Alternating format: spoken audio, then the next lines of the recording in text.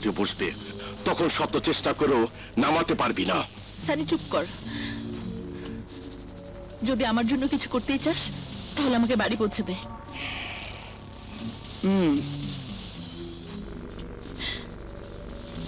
আমাকে নিয়ে চল। তোর চেহারাটা আমি খুব ভালো করে চিনে রাখলাম। চৈতি তোকে ক্ষমা করলেও আমি তোকে ক্ষমা করব না।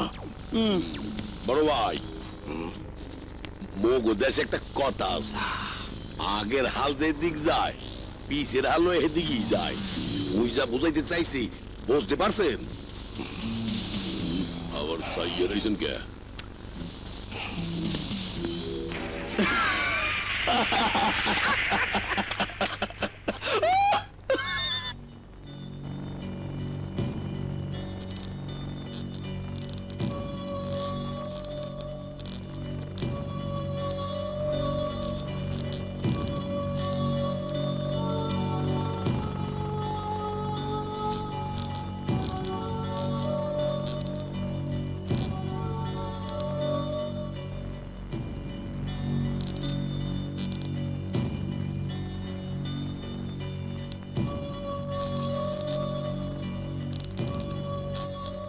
মোটেই ক্ষমা করা যাবে না।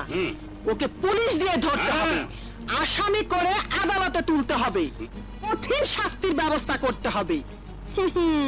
আমার বাবা উকিল ছিল, আমি জানি নারী নির্যাতন অপহরণের মামলা কম করে হলো 7 বছরের জেল। 60 বছরে? 7 বছর না, 7 বছর। 7 বছর কেন, ওর 7 দিনও জেল হোক, আমি তা চাই না।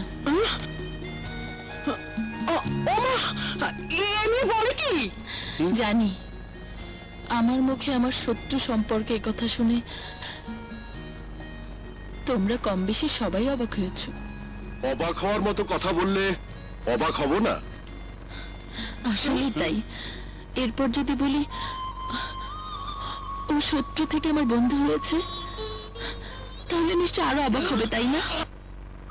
তোকে আমি অনেকদিন ধরে চিনি, জানি তুই চৈতি চৌধুরী। এই অপমান তুই কোন রকমে হজম করতে পারিস না।